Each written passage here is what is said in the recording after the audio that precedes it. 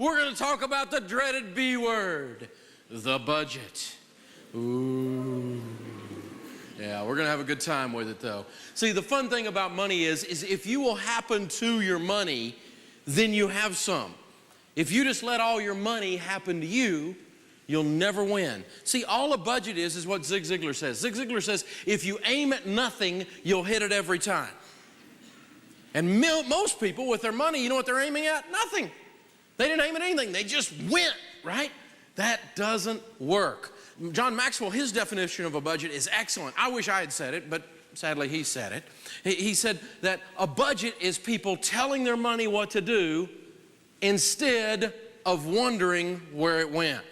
So here's the deal. You've got to tell your money what to do. You've got to make it behave. Otherwise, you'll wake up in April, you'll wake up 20 years from now, you'll wake up 6 decades from now, and you go, wow, I could have had a V8. I've been through all this money and I wonder where it went. Because you see, money has this principle to it. Money is active. It is moving all the time. It has a current to it. That's why they call it currency. It's going everywhere, right? And so if you don't get on top of that money, if you don't make it behave, you will always wonder where it went. You will either tell your money what to do, or the lack of it will always manage you. Stephen Covey says in the book, The 7 Habits of Highly Effective People, that highly effective people are proactive. They happen to things.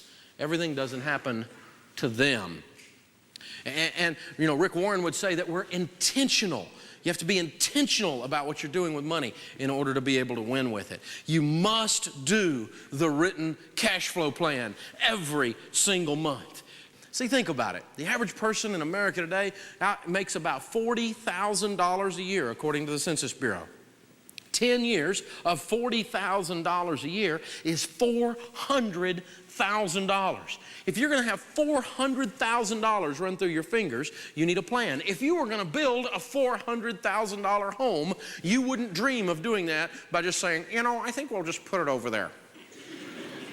Instead, you would have a plan. And we'd call that plan what? We'd call it a blueprint, right? And you know, blueprints don't have one page. It's not a little juvenile picture of the thing. It's got page after page after page after page. It's got the elevation on here. It's got the bushes on here. It's got where every plug goes. It's got where every drain is in the house, every piece of plumbing, what type of trim wear is going to be in there, what type of carpet or hardwood is going to be in each room. Every little detail is laid out in this big, thick book called your house before you ever put a bulldozer on the lot. Before you ever start, everything is planned when you're doing a $400,000 project. And yet we let $400,000 run through our hands in a given 5 or 10 year period of time, and we go, whoa, where'd it go? I have no idea where it went. I feel so inept.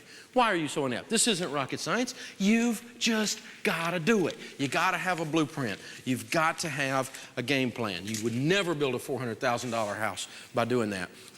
You see, what we're talking about is if you ran a company called You Incorporated and you manage money for You Incorporated the way you manage money for you now, would you fire you? Don't answer that. That's a little scary, isn't it? You know, well, Dave, I don't know, man. This is intimidating. Yes, it's intimidating. So is being broke. So is being out of control and not knowing where I'm going. That's intimidating too. So when you happen to this stuff, you're not going to do it perfectly. You know, your budget is not going to work. Say, it's not going to work. The first time you sit down with your spouse and that nerd and that free spirit get together and we have a budget committee meeting and we lay it all out, you know, the first month you're going to have 17 emergency budget committee meetings to do corrections. The next month you're going to have 12 emergency budget committee meetings to do corrections. The next month you're going to have about 3 or 4. It takes 3 months of doing this to get it right. If you do it right over and over and over again, finally after doing it for about 90 days, you start to get what's known as a clue. Say 90 days. 90 days. It's going to take you 90 days. Your first month's going to be a disaster. And your first budget committee meeting's probably going to be a big fight unless you're very, very careful with your relationship. Because it's going to bring out a bunch of stuff that you've not dealt with in a long, long time. And you're going to have to look that demon straight in the face. And I'm not talking about your spouse. And you're going to have to deal with what's going on there in a very, very real way. Because, you know, this is a process where it's a little bit of trial and error. You're going to get in there and figure out what your deal is and how you guys want to do it, because your value system is going to be reflected here. You are going to put your personal stamp on this. But it's like Mama used to say, right? Practice makes perfect. See, and that's the deal with the budget. First month's going to be a little rough. Second month will be a little better. Third month, it'll actually start to work a little bit. But by the time you've been doing it 15 or 20 or 30 years, like Sharon and I have, where after we went broke, we have never lived without a written plan again, because we discovered that was the only way we weren't going to kill each other. We had to have a plan, because we were fighting.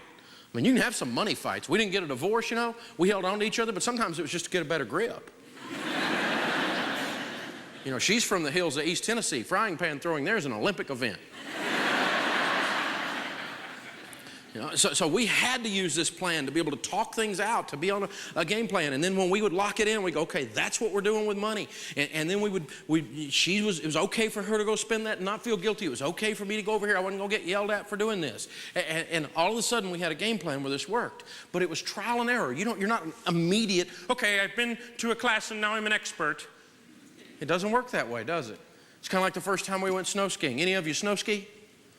Yeah, a few of you. You know, first time we went snow skiing, I'd never been snow skiing. We went a long, long time ago. First time we made some money, before we went broke, right? And I called up the travel agent and I said, hey, I've never been snow skiing. I want to go snow skiing, and I hear cool people go snow skiing. So what do the cool people do when they go snow skiing? Where do they go? And she said, well, they might go to Aspen or Vail. And I said, well, let's just go to Aspen. That sounds cool. So book me, what do cool people do when they go to Aspen? She said, well, you book a condo right on the slopes. You don't have to walk anywhere. You just ski in, ski out of the condo. That's what okay, book me a cool people condo then. So I'm cool people. I have no idea what I'm doing. No clue. We get over there, we're checking in our skis at the place, and the guy says, so where are you staying? And we told him, and he said, well, you just told me you're a beginner. And we said, yeah, and he started laughing. He said, you're not skiing in and out of that condo. And I said, what do you mean? And he said, well, you're at the bottom of a double black diamond mountain. He said, you might roll in there, but you're not skiing in there. And so we're sitting there at the bottom of this perfect ski mountain, have no idea how to use it. And so we have to go get on the bus, which I don't think the cool people do. Go down the road a few miles to Buttermilk Mountain. True story. I don't think it just didn't sound as cool as Aspen, you know, Buttermilk Mountain. It was a real mountain, though, I can tell you this. I mean, we were on the bunny slope, and that's a big bunny.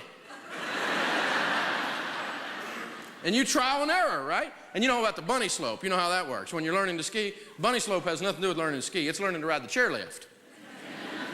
You know, you get to fall and blah, blah, blah, blah. So we get out there, we successfully get in the thing. You know, you move over there and the chairlift hits you. Boom. You know, we're riding up through there. We're going, okay, we both got on here. We have all of our equipment, which is not like those other people, because you see equipment dotted all the way down. You know what I'm talking about.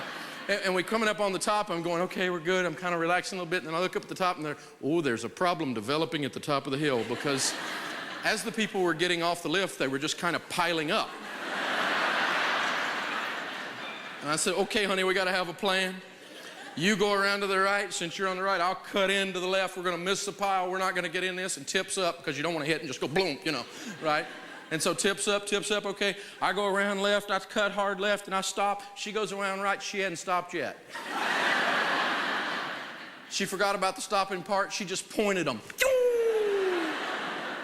And I can't help her. I'm just telling the instructor, my wife left. He said, well, she'll stop before she hits the restaurant. Most of them do, because she's like heading right at it. You know, it looks like a movie, you know? Well, that's how we started. And we've been skiing for years now. We take our kids as big family vacations. Now we can ski the double black diamonds and all that stuff. But that was a couple decades ago. But we didn't start out on double black diamond, did we? Same thing with your budget. You didn't start out there.